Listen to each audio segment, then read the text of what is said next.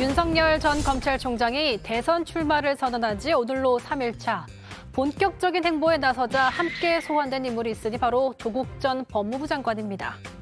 이 윤석열 총장이 아니다. 조국만 도려내면 된다. 조국만 잘라내면 된다. 그게 오히려 대통령을 위한 길이다. 김의겸 의원의 말을 들어보면 윤 전 총장이 당시 조국 법무부 장관을 나쁜 사람이라고 하며 낙마시키려고 했다는 건데요. 이런 주장에 윤 전 총장의 입장은요? 누구만 도려내겠다. 그다음에 사모펀드 우는 이런 거는 수사 착수하기 전에는 한 사실이 없고요. 그래서도 안 됩니다. 이렇게 출마 선언한 날 윤 전 총장이 김의겸 의원의 발언에 재반박했습니다. 윤 전 총장이 문재인 정부에서 중앙지검장으로 임명될 때 고검장을 거치지 않은 첫 총장이 될 때도 그에게 붙은 수식어는 파격이었습니다. 청문회 때만 해도 국민이 사랑하는 검찰, 국사검, 살아있는 권력을 내리수사한 유일한 검사, 이렇게 집권 여당과 사이가 좋아 보였습니다. 현직 법무장관 집을 압수수색을 하는 그것도 11시간이나 걸쳐서 이 사태를 보고서 무슨 말을 해야 될지 좀 어이가 없습니다. 하지만 조 전 장관 일가를 둘러싼 대대적인 수사, 정부 여당과 각을 세우게 된 결정타가 됐고요. 윤 전 총장이 대선에 나서자 얄궂게 다시 조 전 장관 얘기가 등장하게 된 겁니다. 거기에 검찰 개혁을 두고 갈등의 정점을 찍었던 추미애 전 장관도 등판했죠. 윤 전 총장과 함께 다시 등장한 두 사람, 대선에 어떤 영향을 미칠지 궁금해지네요.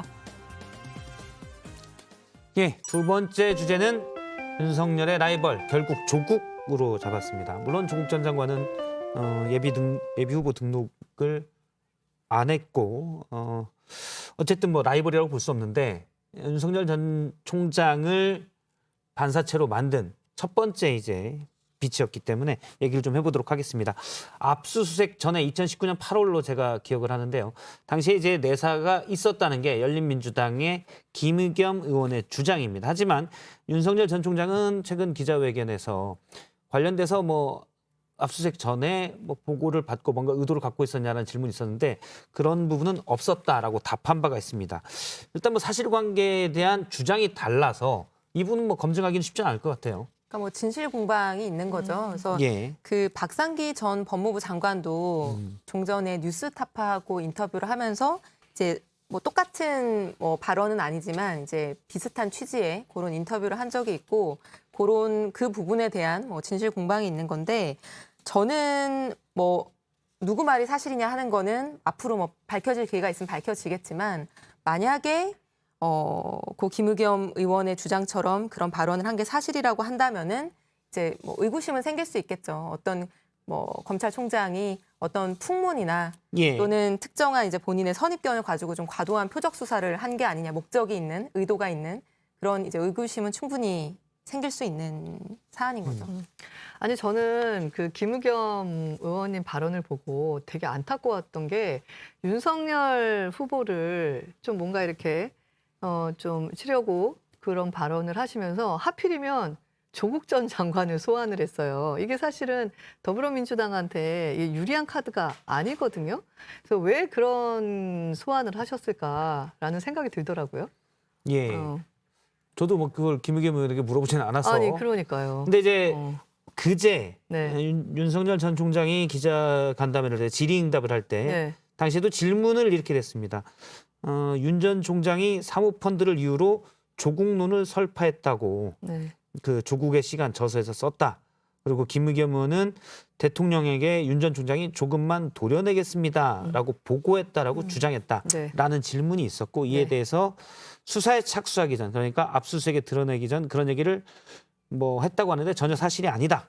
사모펀드 운운한 적도 없고 도려내겠다 이런 말도 한 적이 없다라고 이제 일단 얘기는 했습니다. 네, 근데 이제 사실은 그 어떤 정파적인 그런 유불리 이런 걸 떠나서 이제 김의겸 의원이 과거에 이제 청와대에 있으면서 어떻게 보면 이제 본인의 경험이 있는 거잖아요. 그리고 그 어떻게 보면 상대방인 윤석열 전 총장은 지금 유력한 대선 후보로서 국민의 검증대 위에 이제 서게 된 것이고 그래서 본인이 경험하고 알고 있는 어떤 범위 내에서 그 사람이 어떤 사람이고 어떻게 일을 해왔고 하는 거에 대한 뭔가 정보나 의견이나 주장을 풀어내는 것은 또 다양한 어떤 검증이 이루어지는 측면에서는 꼭 이게 유불리의 문제가 아닌 것 같습니다. 근데 저는 약간 예. 신뢰가 떨어졌던 부분이 뭐냐면 그 도려내겠습니다라는 그 부분을 직접 들었냐고 나중에 앵커분이 방송에서 다시 한번 물었어요. 그랬더니 들은 건 아니고 전달해 들었다. 전달한 사람이 누구냐? 그것은 말할 수 없다. 이렇게 얘기를 해서 모르겠어요. 저는 제가 이렇게 친구들끼리는 전달해서 들은 얘기를 말을 하지만 방송에 나와서 지금 국회의원이라는 공인의 신분으로 전달해 들은 것을 직접 들은 것처럼 확신에 차가지고 논란의 중심에 서는 이슈거리를 만드는 것에 대해서는 저는 조금은 좀 삼가했어야 되지 않느냐라는 생각이 들고요. 사실 이 안건에 대해서는 뭐 당사자들 외에는 사실 알 수가 없는데 그냥 저는 그 국민의힘에서 사모펀드 특위로 활동을 좀 오래 했었거든요. 그래서 뭐 그 얘기만 하면은 우리가 1시간도 더 할 수는 있는데 여하튼 왜 검찰 같은 경우에는 이 문제시 되는 부분에 대해서 사전 조사는 할 수 있을 것 같아요. 근데 뭐 그런 면에서는 지금 사모펀드 문제가 워낙 크기 때문에 검찰이 제 역할을 했다라고 하면 충분히 그 사전 조사에 대한 것들은 어느 부서든 있었을 거라고 생각을 하고요. 그게 곧 조국 장관을 타겟으로 하지는 않았을 것 같아요. 근데 뭐 하는 과정에서 뭔가 나왔기 때문에 뭐 그랬을 수도 있는데 그것도 추측이니까. 예. 현재 뭐 사실 그 예전에 다시 팩트로 가면 워낙 이른바 진영 간의 주장들의 대결과 파열음이 컸던 문제여서 이 시간에 그걸 뭐 다 얘기할 수는 없을 것 같고요.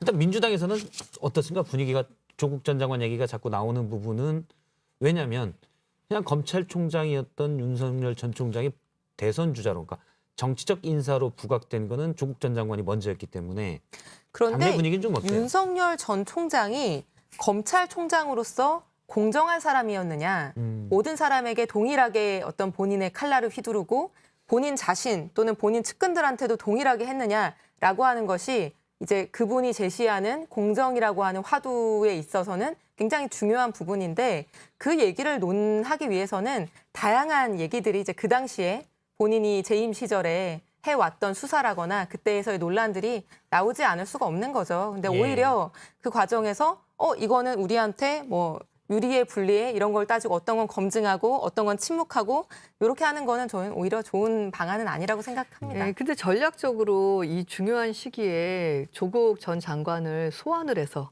또 조국이라는 시간, 조국의 시간이라는 책의 그 구석구석들을 민주당 의원들이 많이 또 발제를 해서 말씀을 하세요.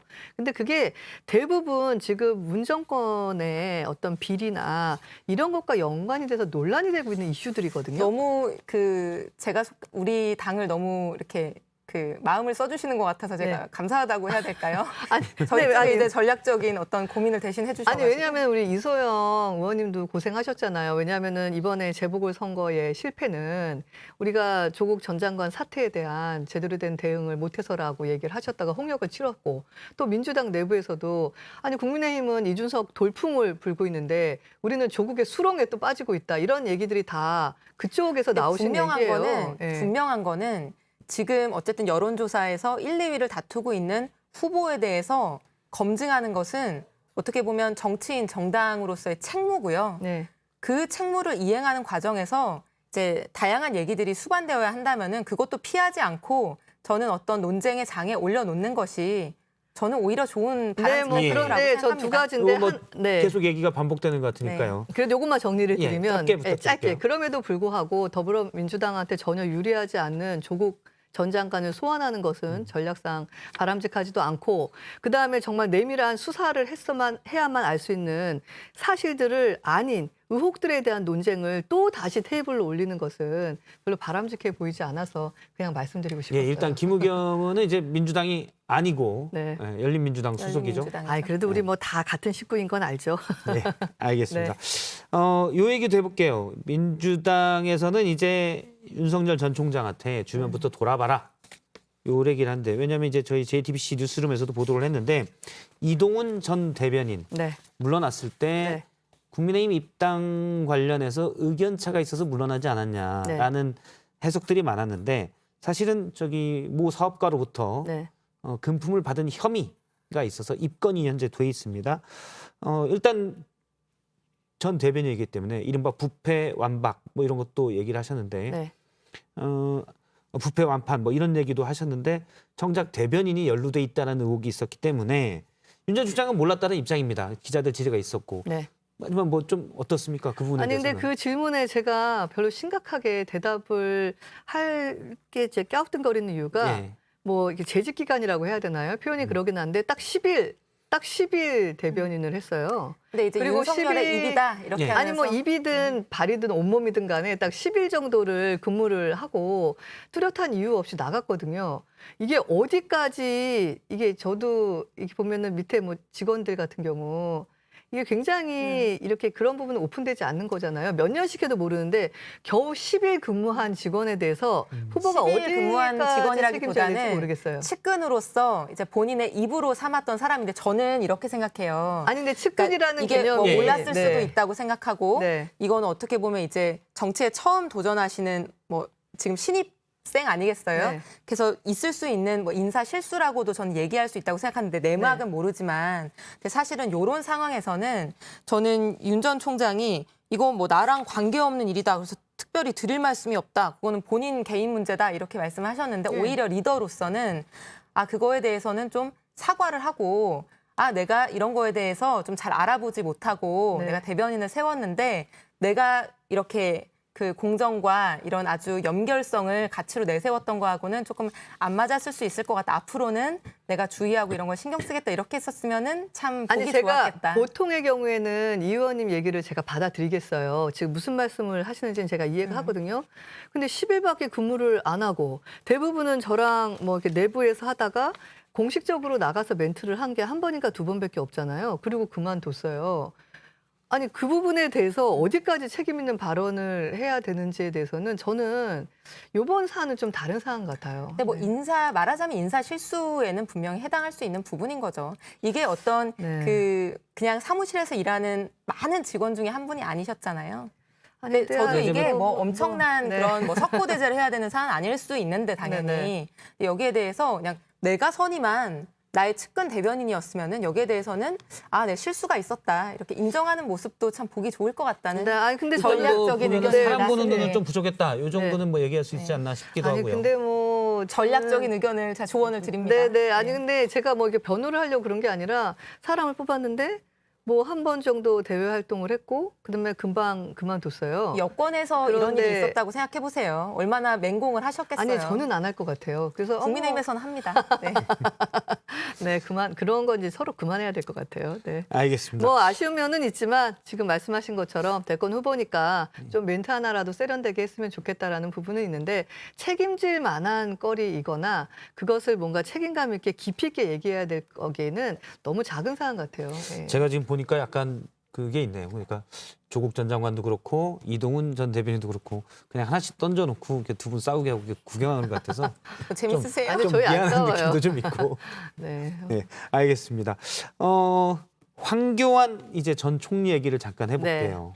오늘 대선 출마를 선언했습니다. 일단 뭐 어제 출판 기념회에서도 잠깐 뭐 강력하게 시사했고 오늘 또 선언을 했는데 관련된 영상을 잠깐 보고 얘기를 나누겠습니다. 그러나 저는 두 번 실수하지 않습니다. 이전에 황교안은 죽었습니다. 이 한 몸 대한민국의 정권 교체를 위해서 확실하게 불사를 것입니다. 국민 여러분, 우리는 다시 나라를 정상화하고 나아가서 초인류 정상국가로 가는 길에 매진해야 합니다. 단지 지난 4년간 일탈하였을 뿐입니다. 다시 되돌려 놓아야 합니다. 예, 어떻게 보면 경험으로 보면 황교안 전 총리는 대통령 권한대행까지 했었잖아요. 그리고 당 대표를 국민의힘 전에 당 대표를 했었고 뭐 주요 인물인데 국민의힘 분위기는 어때요? 국민의힘 분위기는 그냥 조용합니다. 반갑지는 않으실 것 같아요. 관심이 없나요? 아예? 아니 그렇진 않아요. 그렇진 않는데 그 전당대회 때가 네. 비슷한 유형이었는데 이 많은 후보들이 있었잖아요. 이준석 후보 같은 신진, 김웅 의원 김웅원, 뭐 저 김은혜 의원 같은 신진도 있었고 원래 계셨던 중추적 역할을 하셨던 저희 선배님들도 있었는데 나중에 뭐 이렇게 단합을 한다던가 뭐 합친다던가 이런 게 아니라 끝까지 페어플레이를 하면서 전당대회를 승리로 이끄는데 견인을 서로가 했었어요. 그래서 이번에 황교안 전 대표님이 오셔서 대선 출마를 하고 정권 교체에 이바지하겠다라는 부분에 대해서 당이 하나가 화합이 돼서 모든 자원이 그 정권 교체라는 대의를 위해서 뭉칠 수 있다라는 축제의 분위기, 협업의 분위기로 고민은 하고는 있는데 이게 이제 1년 동안 이제 그 책임을 지시고 총선 패배에 책임을 지시고 좀 멀리 물러나 계시다가 이제 갑자기 오셔가지고 저 부분을 말씀을 했기 때문에 그게 어제 오늘 일이기 때문에 그냥 이렇게 같은 식구로서 환영의 입장만을 갖고 있습니다. 네, 그냥 이제 저는 짐작인데 국민의힘 내부적으로는 조금 복잡한 심경이 있을 것 같아요. 이거를 뭐 반가워하기도 어렵고, 그러니까 이 지금 황교안 전 총리가 박근혜 정부 이제 마지막 국무총리인데 이번에 2번 실수는 안 하겠다 이렇게 얘기를 하셨잖아요. 달라진 모습 나는 뭐 과거에 나는 죽었다 그랬는데 사실은 지금 발언하고 있는 걸 보면은 예전하고 되게 똑같은 모습이에요. 예전에 이분이 뭐 실패했던 이유에 대해서 보면 굉장히 아스팔트로 나가서 투쟁 일변도의 모습을 보이면서 극우, 태극기, 아스팔트 보수 이제 이런 이미지를 장착하면서 어떻게 보면 이제 좀 실패하신 상황인 건데 이번에 나는 다시 태어났다. 예전에 나는 죽었다 이러셨는데 뭐 확실하게 내 몸을 불사지르겠다. 뭐 그리고 윤석열 전 총장에 대해서도 우리의 투쟁에 동행했으면 좋겠다.